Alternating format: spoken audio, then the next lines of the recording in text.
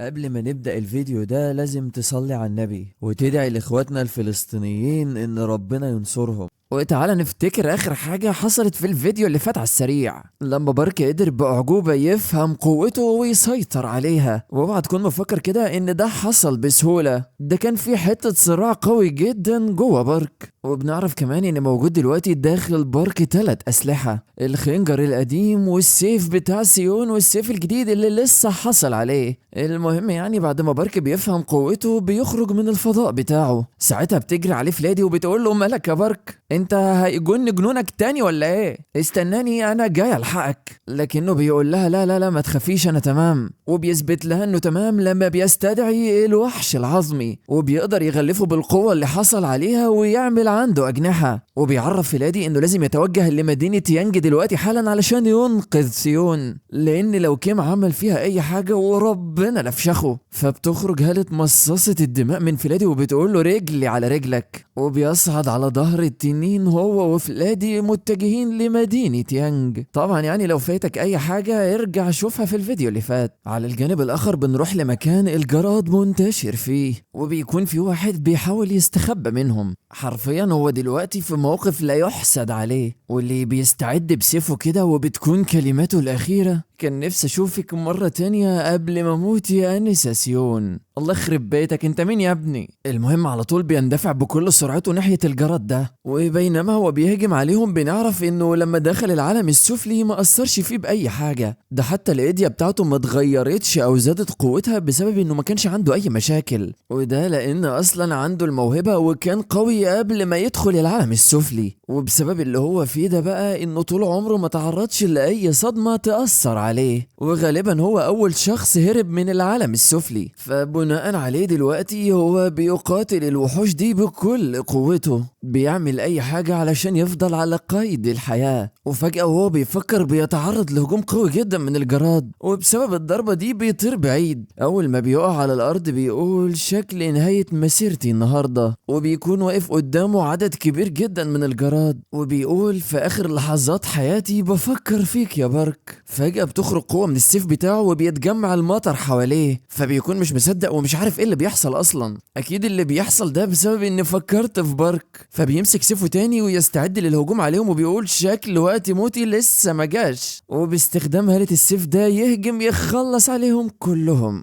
وبيقعد مكانه تاني وبيقول ده انا كنت هموت، الحمد لله ان انا اتلحقت في اخر لحظة. فجأة بيجيله حد وبيقول له انا سمعت ان في حد ماسك المنطقة دي، علشان كده قلت اما اجي اساعدك شوية، لكن باين كده انت خلصت عليهم كلهم ومفيش عندي اي حاجة اعملها. مين بقى اللي ظهر له ده؟ ايوه هو سونج. وبيقول له عدى وقت طويل قوي يلا يا بشت، انا افتكرت بشت ده يا جدعان اللي كان حصل ما بينه وما بين بارك قتال ايام المدرسة علشان سيون. انا حرفيا رجعت اتفرج على فيديو ال 12 ساعة علشان افتكر الواد ده مين. لو عايزين تفتكروا الواد ده بالظبط انتوا كمان تقدروا تشوفوا فيديو ال 12 ساعة عند الساعة 6 و8 دقايق. نرجع تاني بقى لما بيشت بيروح مع سونج للمكان اللي هم قاعدين فيه، وهناك بيكون موجود العراف بيشت معاه. برضه افتكرته لما رجعت في فيديو ال 12 ساعة. بيقول له شين والله انا مبسوطة بيشت ان انا شفتك تاني. بيقول له بيشت وانا كمان والله، ده عدى فترة طويلة قوي من ساعة ما اخر مرة شفتك، احنا كنا مسميينك عننا العصفور صح؟ بيتضايق جدا منه شين وبيقول له يا عم عدى على الموضوع ده سنين كتير قوي، انت ازاي لسه فاكر حاجة زي ده يا عم؟ بيقول له بيشت انا ازاي ممكن انسى حاجة زي دي، ده اسم على مسمى يا ابني. بتكون جو موجودة كمان وبتقول له حاسب هتوقع الاكل يا حمار،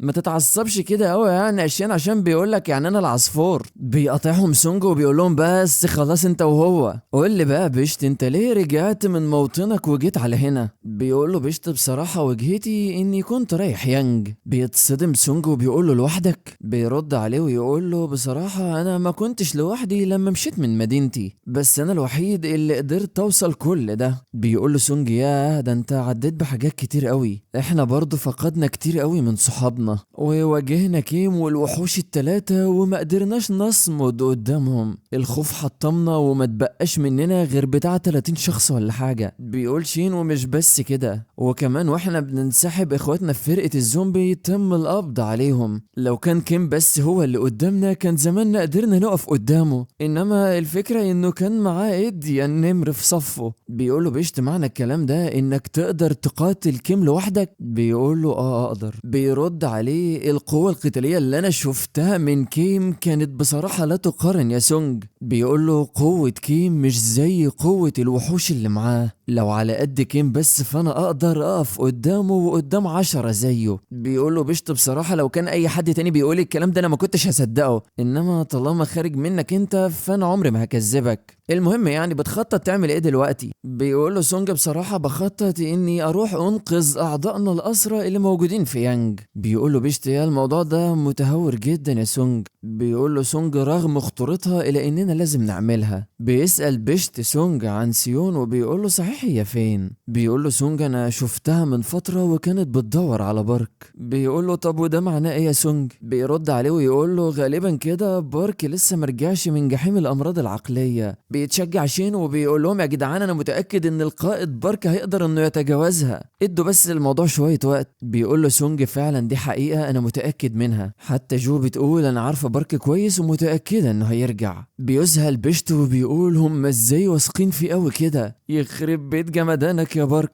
طالما هم واثقين فيه قوي كده يبقى فعلا اكيد هيرجع. فجأة بيقطع كلامهم حد جاي من بره وبيقول له الحق يا قائد، جاي لنا تقارير من مدينة يانج، في الوقت الحالي الوحوش التلاتة ما هماش موجودين هناك، حتى سلاح الفرسان الاسود راح تقريبا في حملة. بيقول سونج معنى كده ان سرب الجراد هم بس اللي بيحرسوا يانج. يا ترى هتكون هي دي فرصتنا ولا عاملين لنا فخ؟ وبيقول للبشت احنا هنتوجه دلوقتي للقصر الرئيسي في يانج، جاي معانا ولا ايه الدنيا؟ بيقول له بيشت طبعا طبعا جاي معاك. وبيتجمعوا كلهم وفعلا بيبدأوا يتحركوا. بعد شوية بنوصل ليانج في الجبال والغابة اللي موجودة جنب القصر الرئيسي. بتقول له جو تقريبا الوضع جوه القصر الرئيسي زي ما التقارير بتقول. بيقول لها سونج طيب يا جو عايزك تجمعي لي كل المعلومات الاستخبارية عن المواقع المحتملة اللي ممكن يكون فيها الأعضاء بتوعنا. بيقطع كلامه بيشت وبيقول له بقول لك يا سونج عايز أسألك عن حاجة. بيقول له ها اسأل. انا بتهيالي موضوع الاعضاء الاسرى ده ممكن يكونوا ماتوا. بيتضايق كده سونج ويقول له لازم اتاكد من كده لان كيم معاه ايديا بتفسد العقل، فاحنا لازم نحررهم من معاناتهم مفيش طريقه تانية. بيتاسف له بيشت وبيقول له انا اسف على اللي انا قلته ده، بس اللي انت بتتكلم فيه ده هو الصح. بيقول له سونج ما تتاسفش يا بيشت، بفضلك انت جددت العزم بتاعي اني لازم اجي لهنا. بيتدخل شين في كلامهم وبيقول له ايها القائد احنا حددنا المواقع. بيقول لهم سونج طيب تمام انتوا مستعدين؟ بيقولوا له ايوه كلنا مستعدين. بيؤمر سونج بيشت وبيقول له انا عايزك تتسلل للقصر الرئيسي ومعاك اعضاء وحدة الزومبي، وانت يا جو حاولي تتعاملي مع الجراد في خلال الوقت اللي هم بيتسللوا فيه. اولوياتنا القصوى هي انقاذ الاعضاء الاسرى، وعلى قد ما تقدروا تجنبوا المخاطر ومحدش يضحي بحياته. يلا دلوقتي فلتبدأ العملية. وبسرعة البرق بينطلقوا كلهم بتشجيع من سونج، وبيبدأ بيشت يخرج السيف بتاعه ويهجم على الجراد، وبضربة واحدة بيخلص على عدد كبير جدا منهم تقريبا كل اللي في المنطقة قدامه. وبيكون سونج واللي معاه داخلين على القصر وفعلا بيقدروا انهم يقتحموه. وبيكون بيشت عمال يقتل في الجراد، وبيقول للجو سيف الاندماجي اللي معايا ده مذهل جدا بس عنده عيب، مش بيشتغل على الاعداء اللي بيقدروا يتحملوا الامطار الغزيرة. وبيبص على واحد منهم وبيقول اللي هناك ده، واللي بيكون بيشت قصده عليه هو ملك الجراد. اول ما بتشوفه جو بتقول اكيد هو ده القائد بتاع السرب. بيتكلم ملك السرب ده وبيقول شوية امطار مزعجة، انا مش مستغرب ان اتباعي تم القضاء عليهم.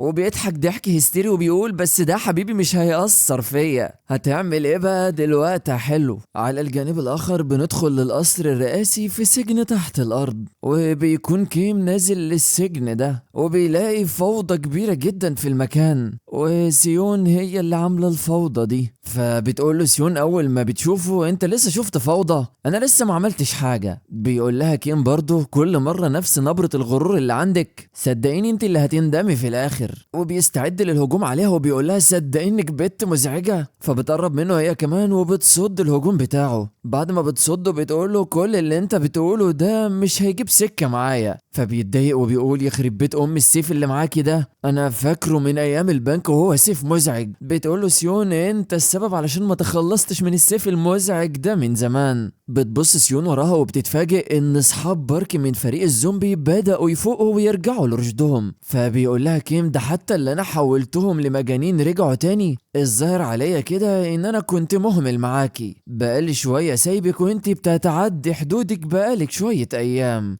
بتقول له سيون انا بقول اني اموت احسن ما ابقى لعبة عندك، على الأقل على ما تعمل كده هفضل أخليك عالق هنا لشوية أيام. بيقول لها وهتفرق إيه يعني؟ إيه المشكلة لما أفضل مقيد هنا لشوية أيام؟ بتقول له سيون الله أعلم، أنا من وجهة نظري شايف إن أنت تقعد لك هنا شوية هو مكسب لينا. بيبدأ يستوعب كيم وبيقول لها ليكو؟ بتقول له سيون هو أنت علشان عندك شوية عقد إحباط بتطلعهم علينا من خلال تعذيبنا؟ اقتلنا يا عم وريحنا. بس أنا من وجهة نظري شايفة إن أنا لسه ليا قيمة عندك كرهينة. تاني حاجة انك مش هتتحمل اهدار القليل حتى من قوتك علشان الله اعلم داخلين على ايه. بيستوعب كيم وبيقول لها انا فهمت قصدك، انتي تقصدي ان سونج هيجي هنا وهيبقى معاه بارك بقى والحاجات دي. صدقي انك فعلا فتاة عفريتة ذكية ومزعجة، بس انتي في مأزق كبير برضه. وبيستخدم الايديا بتاعته عليها وبيخليها مش قادرة تتحرك. بتبدأ سيون تستوعب وبتقول هو مش هيقدر يعمل اي حاجة طول ما هو بيستخدم الايديا دي. انا اقدر اهرب بينما هو بيعمل كده، بس الاتنين اللي معايا مش هيقدروا، واللي بيتأسفوا لها لانهم مش هيعرفوا يهربوا بنفس سرعتها. بتقول لهم سيون ثقوا فيا يا اصدقاء زوجي. بيكون كيم واقف يتفرج عليهم وبيقول لهم يا على المنظر المؤثر. انا هقول لكم على حاجة اخيرة، احنا بعتنا الوحش الرابع للمكان اللي موجود في بارك ووعدكم انه هيرجع بجثته. بتتضايق سيون لانها عارفة قوة الوحش اللي رايح لبارك. بيضحك كيم وبيقول لها نظرا لتعبيرات وشك انتي فهمتي اللي هو داخل عليه. خلينا بقى نشوف هيقدروا يصمدوا قدامه قد ايه، سواء وصل لبارك وخلص عليه او انت مت من الارهاق كلها نفس النتيجة. دي بجد حاجة مثيرة. فجأة بيجي حد الكيم من وراه بيقول له الحق يا قدارة، وبيوشوشه كده بكل اللي حصل. فبيتصدم كيم وبيقول له فبيقول واحد من صحاب بارك النظرة المرعبة اللي على وشه دي اكيد القائد جه. وبتتكلم سيون مع نفسها وبتقول مستحيل سونج او المستشار يوصلوا لهنا، لكن اني اشوفه مرتبك كده دي فرصة اني اعمل معاه الغلط وهزه. بتزعق له سيون وبتقول له شكل كده الموضوع كبير، انت المفروض تخرج دلوقتي. هتعمل ايه بقى؟ حلو، في اللحظة اللي انت هتخرج فيها من الباب انا هعمل الجلاشة مع اي حد موجود هنا وهخرج. بيتضايق منها كيم وبيقولها صدقني انك بنت جريئة، معنى كلامك ده ان انا مفيش قدامي خيار، وفي نفس الوقت مش هينفع اسيب اللي تسللوا ودخلوا القصر. وبيخرج سيفه وبيقول لها للاسف مش هعرف اشوفك وانت بتموتي اياتها العفريتة. وبيضرب ضربات كتير جدا بسيفه وبيقول لها فاكرة اللي حصل في البنك لما وقعت السقف؟ اهو ده اللي انا هعمله فيكوا دلوقتي. وفعلا بيبدأ المبنى يتهد ويقع قدامهم. وبيقول لها لو فضلت لسه على قيد الحياة وخرجت من هنا انا متأكد اني هقابلك تاني. وبيسيب السقف يقع على دماغهم ويخرج. في اللحظة دي بتخرج سيون العباءة بتاعتها وتحمي اللي معاها وتحمي نفسها. بعد ما الدنيا بتهدى بتقول شكلي استفزته شوية حلوين، بس للأسف المخرج اتقفل قدامنا. انا لو كان معايا سيف جنية الرمل دلوقتي كان زماني عرفت اخرج،